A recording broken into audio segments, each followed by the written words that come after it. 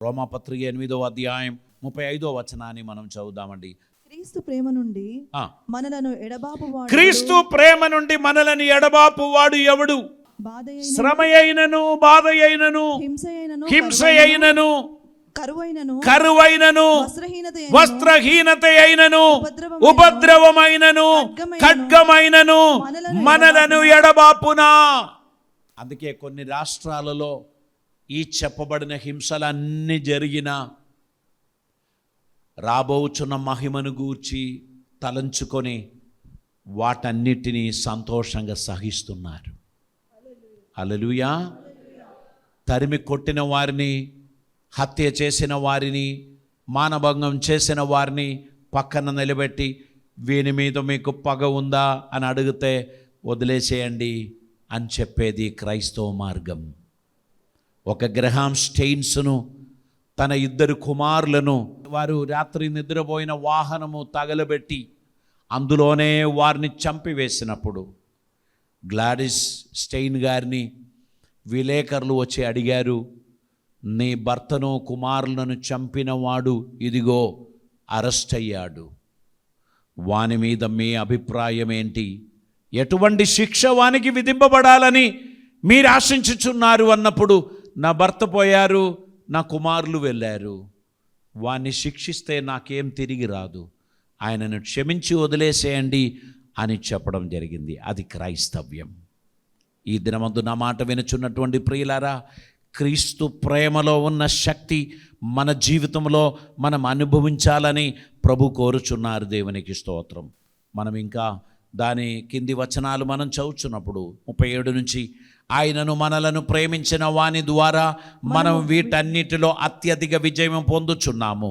మరణమైనను, జీవమైనను, దేవదూతలైనను, ప్రధానులైనను, ఉన్నవి అయినను, రాబోవునవి అయినను, అధికారులైనను, ఎత్తైనను, లోతైనను, సృష్టింపబడిన మరి ఏదైనను మన ప్రభు అయిన యేసు క్రీస్తునందలి దేవుని ప్రేమ నుండి మనలని ఎడబాప నేరవని రూఢిగా నమ్ముచున్నాను. దేవునికి స్తోత్రం.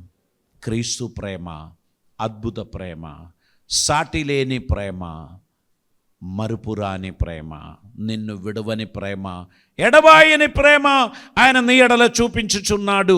ఆయన అద్భుతకరుడై ఉన్నాడు. దేవునికి స్తోత్రం. యోహాను సువార్త 13వ అధ్యాయం దాని 1వ వచనం మనం చదువుచున్నప్పుడు అక్కడ ఇలా రాయబడి ఉంది, తాను ఈ లోకము నుండి తండ్రి యొద్దకు వెళ్ళవలసిన గడియ వచ్చనని యేసు పస్కా పండుగకు ముందే ఎరిగిన వాడై లోకములోనున్న తన వారిని ప్రేమించి వారిని అంతము వరకు ప్రేమించను. దేవునికి స్తోత్రం. ప్రభు ప్రేమించిన ప్రేమ అది శాశ్వతమైన ప్రేమ, అంతం వరకు ప్రేమించే ప్రేమ. మన ప్రేమ ఎంతవరకు ఉంటుంది తెలుసా? పాలే తేనె అని చెప్పి మొదలుపెట్టిన వారి ప్రేమ కండిషనల్తో కూడిందే. యేసుక్రీస్తుని ప్రేమ అన్కండిషనల్. నీవు వారితో చక్కగా ఉంటే వారు నీతో చక్కగా ఉంటారు. ఏమైనా కొంచెం తేడా వచ్చిందనుకో వారి అస్సలు రూపం నీకు చూపిస్తారు. నీవు అనుకున్నవన్నీ భ్రమ అనేది నీకు వారు రుజువుపరుస్తారు. మానవుని ప్రేమకు షరతులు ఉన్నాయి, మానవుని ప్రేమకు కండిషన్స్ ఉన్నాయి. దేవుని ప్రేమ అన్కండిషనల్. దేవునికి స్తోత్రం. ఎప్పుడైనా ఆయన సన్నిధికి వచ్చి, నాయనా తండ్రి కరుణించుము, కృపచూపుము అని ప్రార్థించినట్లయితే దేవుడు ఖచ్చితంగా క్షమించి కృప చూపిస్తాడు. దేవునికి స్తోత్రం. ఎంత ప్రేమగా కవల పిల్లల్లాగా తిరిగినోళ్ళు ఒకరటు ఒకరు ఇటు పోతారు. ఇక మళ్ళీ వారు కలవరు. అన్ని హిడెన్ అజెండాలు వారు నెరవేర్చడానికి ప్రయత్నం చేస్తూ ఉంటారు. గుర్తుపెట్టుకోండి, క్రీస్తు ప్రేమ మనలోనికి వస్తేనే మనం ఆయనను లోకానికి పరిచయం చేయగలుగుతాం. మనము కండిషన్స్ లేకుండానే పరిపూర్ణమైన ప్రేమ చూపించుచున్నప్పుడు మాత్రమే క్రీస్తు వారము అని మనం పిలువబడడానికి యోగ్యులుగా ఉంటారు. దేవునికి స్తోత్రం. ఇంకా మనం ఎఫెసీ పత్రికలోనికి మనం తిరిగి వచ్చినట్లయితే, ఎఫెసీ పత్రిక దాని యొక్క 5వ అధ్యాయం దాని 2వ వచనాన్ని మనం చదువుదాం. క్రీస్తు మిమ్మల్ని ప్రేమించి పరిమళ వాసనగా ఉండుటకు మన కొరకు తన్ను తాను దేవునికి అర్పణముగాను బలిగాను అర్పించుకొనెను. అలాగుననే మీరును ప్రేమ కలిగి నడుచుకొనుడి. దేవునికి స్తోత్రం. హల్లెలూయా. క్రీస్తు ప్రేమించిన ప్రేమకు తగినట్లుగా మనం కూడా ప్రేమించాలని దేవుడు కోరుచున్నారు. కొంతమంది పిల్లలు, చిన్న పిల్లల్ని చూశారా, వారు కొట్లాడుకుంటారు, మరుక్షణంలో వారు కౌగిలించుకుంటారు, భయంకరంగా గుద్దుకుంటారు, 3 నిమిషాల తర్వాత వారు కలిసి ఆడుకుంటారు. ఈ తల్లులకు చాలా కలవరం. ఏం బుద్ధి ఇది, ఇంతకుముందే కొట్టుకున్నాడు, నీకు సరిపోలేదా, వాడు వేసింది సరిపోలేదా, ఇంకా పోయి వాని దెబ్బలు తినడానికి పోతున్నావా అని అంటే వీనికి తెలియదు. అది వాడు పోయి ఆడుతూనే ఉంటాడు. ఈ తల్లి పండ్లు కొరుకుతుంది, ఏదేదో సైగ చేస్తుంది, వానికి అర్థమే కాదు. ఎందుకంటే వాని లోపల ఆ భావం లేనే లేదు. మనం ఎట్లున్నామంటే వాని ఇంటికి పోవద్దని, వానితో మాట్లాడొద్దని, ఇక ఎన్నడూ వాని ముఖం చూడొద్దని నేను చెప్తే నువ్వు వినవు, బుద్ధి లేని కదా. అలా మనం పిల్లల్ని చెప్తూ ఉంటాం, కానీ వారి మనసులో దేవుడు అది పెట్టలే, కన్మషం పెట్టలే. వాళ్ళకెప్పుడు అది వస్తుందంటే వాళ్ళు పెరిగి పెరిగి పెరిగి అన్నీ చేసి చూసి ఈ మాటలన్నీ విని వారి మనసు కలుషితం అయిపోతుంది. అందుకే చిన్నపిల్లల ముందు ఇంట్లో ఎటువంటి డిస్కషన్స్ పెట్టుకోకూడదు, వారిని వదిలేసేయాలి. వారు హ్యాపీగా ఉండనివ్వండి. నువ్వేమి కొత్తగా వారికి నేర్పించొద్దు, కన్మషం నేర్పించొద్దు, గొడవలు నేర్పించొద్దు, కొట్లాటలు నేర్పించొద్దు, పోయి రండి ఏసి రారా అని చెప్పి పంపొద్దు. మన వాడికి ఆ అలవాటు వచ్చేస్తుంది. ఎక్కడ చూసినా పోయి వేస్తాడు, అసలోడు ఒకటేస్తే అడ్డం పడతాడు. కాబట్టి మనం ఆ గుణం మన పిల్లల్లో పెట్టకూడదు. పోనీ నాన్న, పర్వాలేదు నాన్న అని చెప్పి వారిని దేవుని కృపలో నడిపించడానికి ఉన్న మనస్సు మనం చూపించినట్లయితేనే ఒక చక్కని తరాన్ని మనం తయారు చేయగలుగుతాం. దేవునికి స్తోత్రం. యేసుక్రీస్తుని శక్తి ఆయన మరణములోనే మనం చూశాం, ఆయన శ్రమలలోనే మనం చూశాం. రోమం పెరికివేసి, కొరడాలతో కొట్టి, ముళ్ళ కిరీటం పెట్టి, నిందించి, అపహసించి, దేవుని కుమారుడు అయితే దిగిరారా అని పిలిచినప్పుడు, తండ్రి వీరేమి చేయుచున్నారో వీరెరగరు గనక వీరిని క్షమించండి అని ప్రార్థించిన ప్రభుని భావం ఒకసారి చూడండి. అందులోనే శక్తి ఉన్నదండి. మనల్ని దూషించిన వాని బదులు దూషిస్తే నువ్వు శక్తివంతుడు కాదు. నీకు నష్టం చేసిన వాణ్ణి నిలదీస్తే నువ్వు శక్తివంతుడు కాదు. పోనీలే అని నువ్వు వదిలిపెట్టినప్పుడే నువ్వు గొప్పవాడవుతావు. నిన్ను అవమానించిన వాణ్ణి క్షమించి విడిచిపెట్టినప్పుడే నువ్వు స్తోమత కలిగిన వాడవుతావు.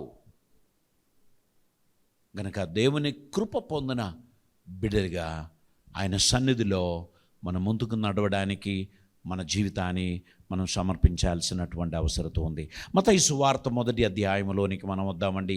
అక్కడ యేసు పుట్టిన సమయంలో ఒక అద్భుతమైన మాట అక్కడ చెప్పబడింది. మత్తయి సువార్త 1వ అధ్యాయం దాని 21వ వచనంలో, ఆమె ఒక కుమారుని కన్నును, తన ప్రజలను వారి పాపముల నుండి ఆయనే రక్షించును గనక ఆయనకు యేసు అని పేరు పెట్టుదువు అని అనెను. ఇక్కడ మనం చూస్తున్నప్పుడు ఆయన తన ప్రజలను వారి పాపము నుండి విమోచించును గనుక అతనికి యేసు అని పేరు పెడతారు. యేసు అనగా రక్షకుడు, క్రీస్తు అనగా అభిషిక్తుడు. ఇక్కడ యేసు రక్షకుడయ్యాడు, అతనికి యేసు అని పేరు పెట్టబడుదురు. ఇదిగో కన్యక గర్భవతి అయి కుమారుని కనును, ఆయనకు ఇమ్మానుయేలు అని పేరు పెట్టుదురు అని ప్రభు తన ప్రవక్త ద్వారా పలికిన మాట నెరవేరునట్లు ఇదంతయు జరిగెను.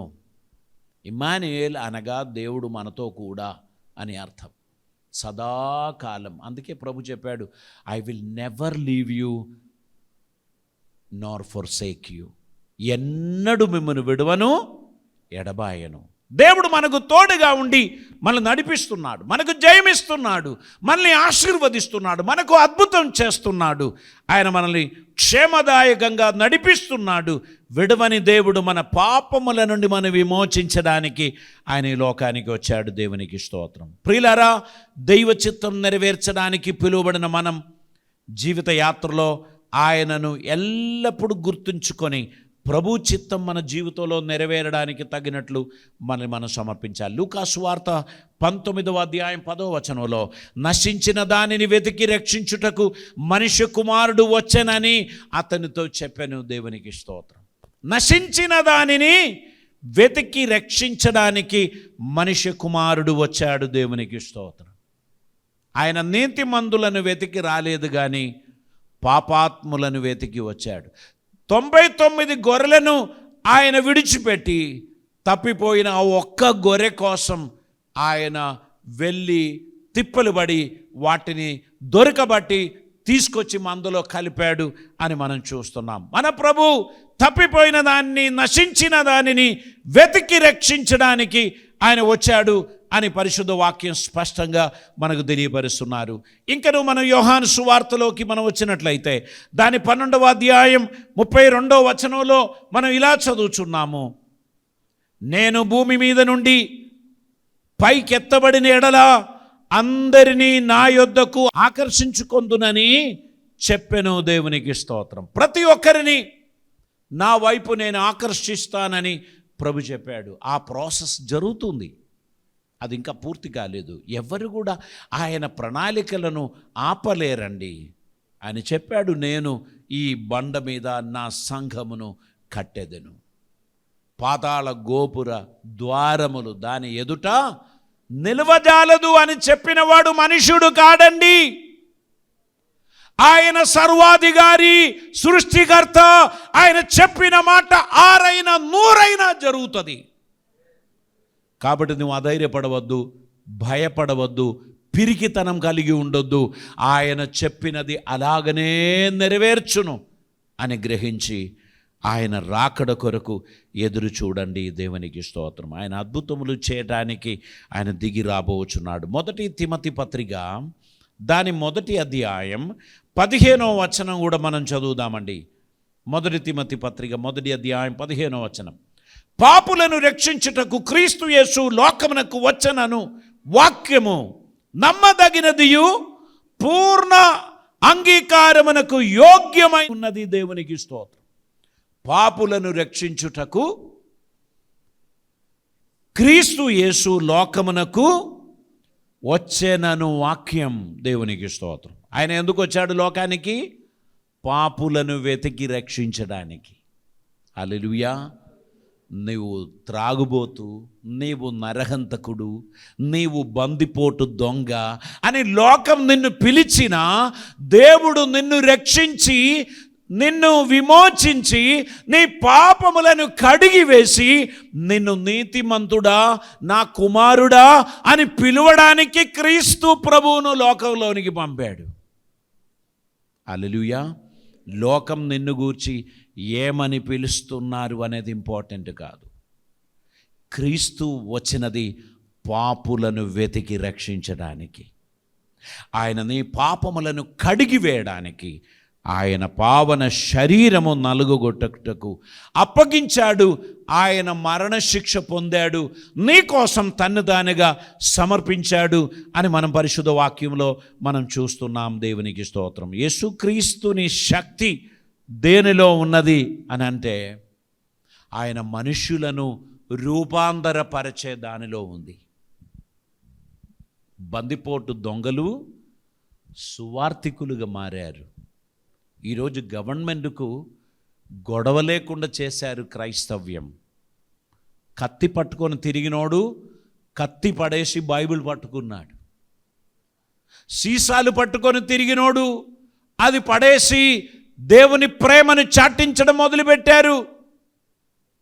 ఎవర్రా అని చెప్పి నడిచినోడు ఏమండి బ్రదర్ అని చెప్పి నడిచేవాడిగా మారాడు. హల్లెలూయా.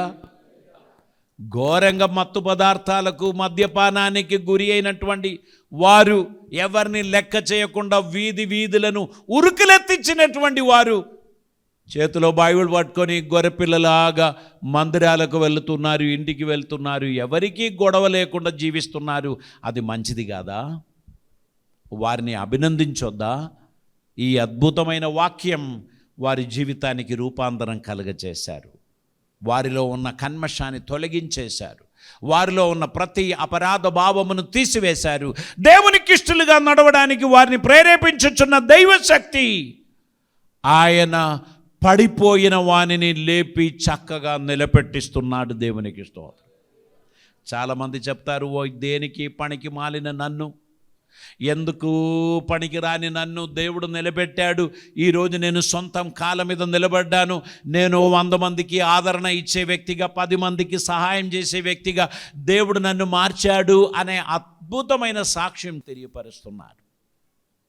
కారణం లేకుండా మనుషులను హతమార్చడం, మనుషులను కించపరచడం, కొట్టడం, తిట్టడం, తగలబెట్టడం, ఇవన్నీ చేసినటువంటి వారు గొర్రెపిల్లల్లాగా మారడానికి కారణమైనది గవర్నమెంట్ యొక్క పవర్ కాదు, పోలీసు వాళ్ళ తుపాకీ యొక్క పవర్ కాదు, యేసుక్రీస్తుని సువార్తలో ఉన్న పవర్. దేవునికి స్తోత్రం. హల్లెలూయా. ఆయన వాక్యం అంగీకరించిన వారు వారి జీవితమును మార్చేశారు.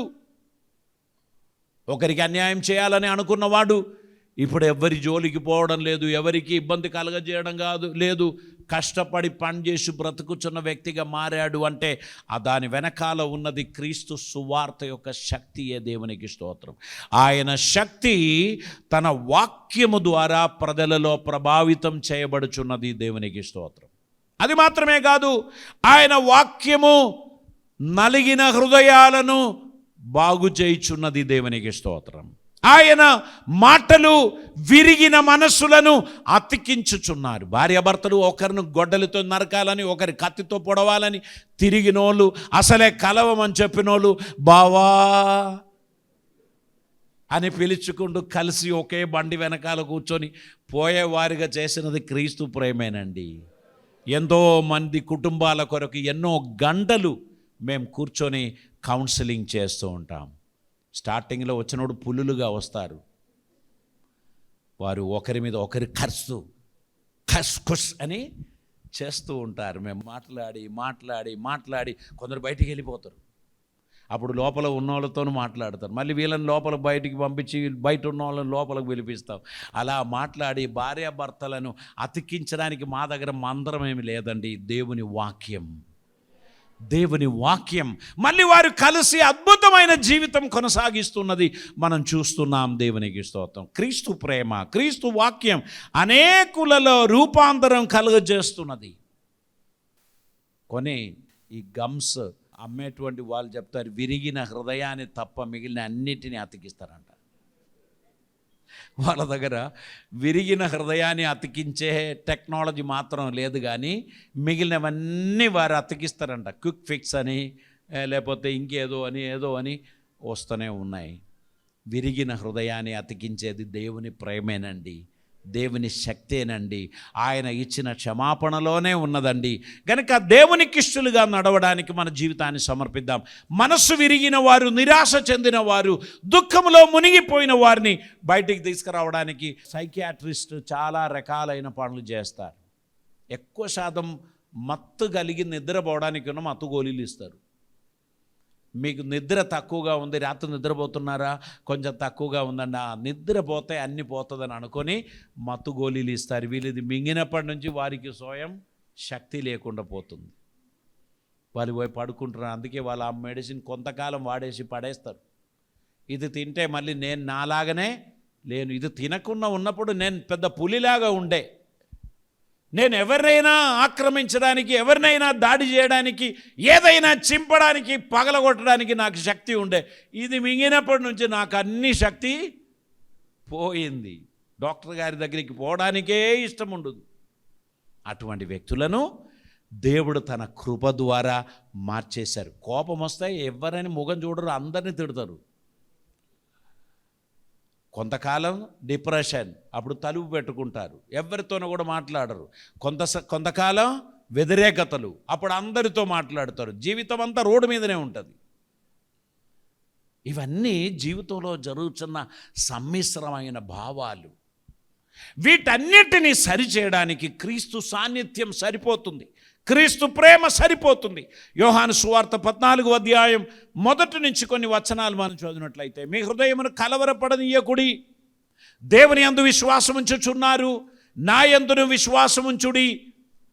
నా తండ్రి ఇంట అనేక నివాసములు కలవు, లేని ఎడల మీతో చెప్పుదును, మీకు స్థలం సిద్ధపరచ వెళ్ళుచున్నాను. నేను వెళ్ళి మీకు స్థలం సిద్ధపరచిన ఎడల నేనుండు స్థలములో మీరును ఉండులాగున మరలా వచ్చి నా యొద్ద ఉండుటకు మిమ్మును తీసుకొని పోవుదును. దేవునికి స్తోత్రం. ఇక్కడ మనం చూస్తున్నాం, యేసుక్రీస్తు మానవునికి గొప్ప నిరీక్షణ కలుగ చేస్తున్నాడు.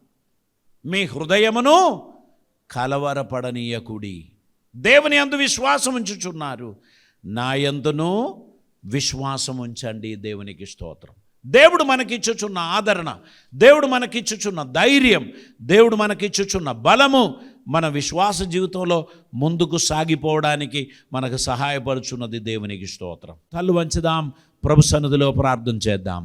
మమ్మల్ని మిక్కిలిగా ప్రేమిస్తున్న మా ప్రియ పరలోకపు తండ్రి, ఈ దివ్యమైన సమయం కొరకు స్తోత్రం.